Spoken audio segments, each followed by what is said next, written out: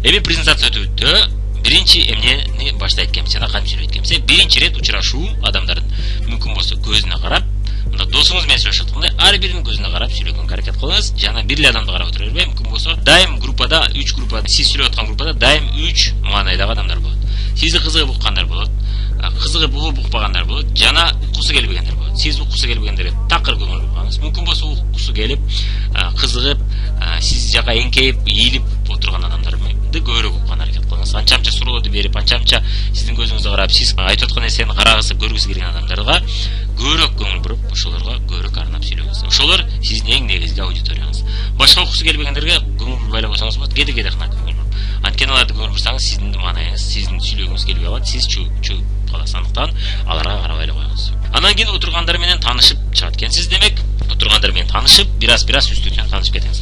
Алгач өзүңүздү сураштырып кетесиз, анан сиздер менен да бир аз таанышып кетели. Сиздин атыңыз ким, кайсы тармакта иштейсиз, үйдө отурасызбы, же бир жерде иштейсизби, же бир жерде окуйсузбу дегенде кылып сурайт экенсиз, эгер жашын биле албасаңыз. Ал эми жашын билсеңиз, сиз үйдө балдар мененсизби, же бир тармакта иштеп атасызбы, кайсы тармакта иштеп атасыз деп туруп, анан канча жылдан бери иштеп калдыңыз. Эң жакшы, менин да бир таанышым бар, ушундай деп бир аз контакт түзүңүз. Ал адам менен мүмкүн болсо жакын мамиле түзгөнгө аракет кылыңыз. Ошол менин да ушундай таанышым бар, же менин эжем да ушул тармакта иштейт, же болбосо менин досум ушул тармакта иштейт деп мисалдарды келтиргенге аракет кылыңыз. Отургандардын проблемалары жөнүндө сөз козгосоңуз жакшы болот. Эгерде сиз кир жуугуч порошок жөнүндө сөз кылган жаткан болсоңуз, продукция жөнүндө сөз кылган жаткан болсоңуз, ошол боюнча мастер-класс уюштурган жаткан болсоңуз, анда сөзсүз түрдө ошолордун проблемасынан сөздү ошол проблемадан баштаңыз.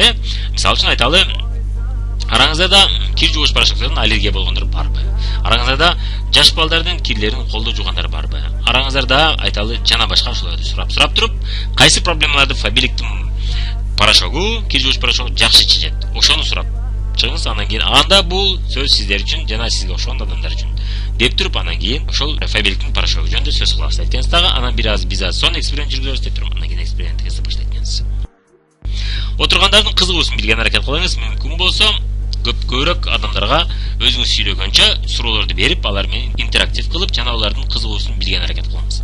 Мүмкүн болсо, мисалы үчүн айталы, казан агарчуу каражаттар боюнча мастер-класс жасаганын жаткан болсоңуз, анда сиз сурайт экенсиз, сиздерге кайсыл тема кызык, көбүрөөк казанда агартканбы, духовка плитаны агартканбы, же кастрюльдарды агартканбы, тазалаганбы дегенде көпчүлүк ар ким ар кандай ойду айтат. Бирок сиз негизи алардын кызыгуусун билип койдуңуз, ошол жөнүндө айта бересиз. Эгерде кайсы теманы эч ким айтпаса, балким ал теманы айтпай эле койсоңуз болот экен. Эгерде өтө актуалдуу болбосо да, убактыңыз тар болсо. Проблемасын чечүүсү жөнүндө сүйлөңүз. Демек, проблемасы жөнүндө сүйлөдүңүз, андан кийин проблемасын кантип чечсе болот көрсөтүп, сүйлөп айтып бериңиз. Мисалы үчүн бет майлар жөнүндө болсо, беттеги дактар болсо, демек беттеги дактарды кантип кетсе болот, жана өтө тез аранын ичинде өтө чоң жашка, бир топ жашка кантип жашарса болот. Микродермабразияны айтып берет экенсиз, жана ошол боюнча мастер-класс жасап берет экенсиз. Андан кийин сиз мына продукцияны демонстрациялап, продукциянын жөнүндө мүмкүнчүлүктөрүн жана продукцияны мүмкүн болсо свойстволорун эмес, алардын пайдалуу жактарын көрсөтүп берет экенсиз. Анан ар кандай окуяларды, кызыктуу окуяларды айтып берсеңиз болот экен. Ошол продукцияга тиешелүү сиздин кардарларыңыздын ой пикирлери, сиздин тааныштарыңыздын ой пикирлери, сиздин өзүңүздүн ой пикирлериңизди бүт айтып берет экен окуялар түрүндө.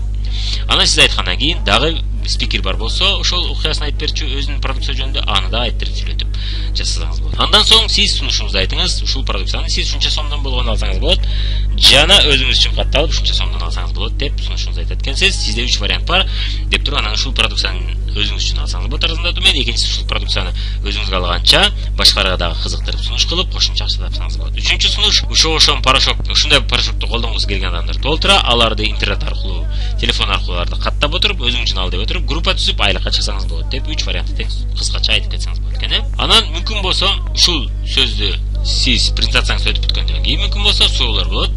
Суроолоруңуздар болсо бериңиздер деп туруп суроолорду жооп бергенден кийин алардын өздөрүнүн дагы ар кандай суроолору болот. Алар эгер кеткиси келбей атса, шашпай атса, анда сиз мүмкүн болсо сиздер айттым, башында айтып кеттим, мүмкүн болсо бир конокко бир Фабиликте иштеген консультант болсун деп айттым. Консультант менен конок бир күн консультант акырын конок жактагы айткан дагы ошол менен суроолоруңуз болсо менен сураңыз деп алар менен көбүрөөк бетме бет талкуулаганга аракет кылыңыз. Ар ким өзүнүн шериги менен сүйлөшкөн жакшы болот экен. Ал эми спикерге баары тең өздөрүнүн суроолорун жана ойлорун, ой пикирлерин айтчу болсо, анда алар кызыгуу эмесин, же алда ушундай компаниялар айта бересиңер, же жалган айтасыңар, же ушинтип акча тапса болот, бирок акча жок ал жерде деген сөздөрдү элге, сахнага айттырбаш үчүн ушинтип эки-экиден бөлүп алып айтыш керек экен.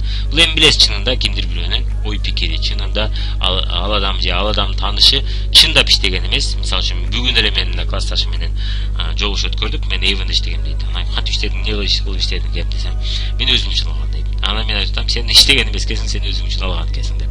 Сен клиент болгон экенсиң, скидка арзандатып мен алган клиент болгон экенсиң. Ошо скидка менен алыш үчүн анча сен ошо группалар, ошо коллегаларыңа дагы скидка менен алып кепешчилейин. Демек сен ал жерде иштеген эмессиң десем, анан туура көрдү. Көпчүлүк адам мына иштебей туруп мен иштегем дейт. Анан же иштеп атат деп айтат сырттагылар. Анан ошончо иштеди, ийгиликке деле жеткен жок. Ал жерде акча деле жок деп айтышат. Мына ал акча жасаш үчүн эмес, алар арзандатуу менен алыш үчүн гана жасап атты. Бирок иштедим деп айтат. Ошо айткан адамдар толтура. Алардын пикирин алар эч убакта антип айтпайт, ал иштеген бирок ийгиликке жеткен эмес деп айтышат. Анан кызыгып аткан адамда көңүлү чууп калышы мүмкүн. Андыктан мүмкүн болсо тез аранчын эки адам бири-бирин карап алып талкуулаган туура болот экен. Эми үй кружогу боюнча сиз мүмкүн болсо эстафетаны улантыңыз. Кандайча сиз өзүңүздүн биздин группаңызда бир адам өткөрдүңүз, андан кийин экинчи группаңыздагы адамга сунуш кылыңыз. Ушул үй кружокторун тынбай өткөрүп турган аракет кылыңыз. Ошондо гана натыйжа болот экен. Кызыккан, мисалы үчүн кимдир бирөө катталган болсо, ошол адамдын үйүндө өткөрүңүз кийинки үй кружогун. Ал туугандарын жана тааныштарын чакырып өткөрсө болот. Анан натыйжа эсиңизде болсун, натыйжа дароо болбошу мүмкүн. Эгерде сиз 10 киши чакырып, 10 конок чакырып үй кружогун уюштурган болсоңуз, эч убакта 10 адамдын 10 тең жазылып калбайт. Жана эч убакта 3 киши жазылчу болсо, ошо 3 кишинин баары тең дароо жазылбастан 10 кишиден бирөө же экөө эле жазылышы мүмкүн. Кийин дагы экөө, үчөө же бир экөө кошулушу мүмкүн. Андыктан натыйжа кийин сөзсүз болот, ошону эске алып, дагы иштей бериңиз. Себеби адамдардын жашоосунда ар кандай ситуациялар болот, ар кандай шарттар болот. Кимдирбеги ал тема кызыгы жок. Анан арадан убакыт өтүп, анын жашоо шарты өзгөрүп, мисалы үчүн айталы, ал дагы декретке чыгып калып, эми сен жана 3-чү вариант интернеттен иштесе болот дегендерди уктум эле, ошону мен кантип иштесем болот деп кийин кайрылгандар. Анан көптөгөн мастер-класстарды өткөрүп турсаңыз, сөзсүз түрдө статистика отработка кылыш керек. Эгерде мисалы үчүн сиз 10 адам, 5 адамдан 10 адамга чейин чогулган мастер-класстарды, ошондой мастер-класстан 10 өткөрсөңүз, албетте сиз жок дегенде 20-30 киши каттаган болосуз. Андыктан көптөгөн мастер-класстарды өткөрүп уюштуруп отуруп, сиз сөзсүз түрдө чоң группа түзүп алсаңыз болот. Мына бул боюнча Гүлнар Жандылкаясы сиз дайым эсиңизде болсун. Мына мастер-класстарды өткөрүп отуруп, мына 2000 балга, анан 3000 балга чыгылган. Атак ошол мезгилде 600 балдан көтөрүлө албай аткан мезгилде. Мына мастер-класс жасай берип тез аранын ичинде 2000 балга чыкты, 2000 балдан 3000 балга да чыкты. Үй кружоктор мына мастер-класстар, демек мастер-класстарды жасап отуруп 500 000 сом оборотко жетиңиз деп сизге тилек калып айтып кетер элек. Мастер-класстарды уюштуруп отуруп, эртең келечекте мен дайым мастер-класс өткөрүп отуруп, мына мен өзүмдүн мага жаккан макет, менин сүйкүмдүү методум экен деп, же менин группамдагы адамдардын сүйкүмдүү методу деген сөздү сахнада айтууңузду, жана ушунун жардамы менен мен 50 000, 60 000 же 100 000 акчага чыктым деген сөздү айтууңузду кайрылып кетер элек.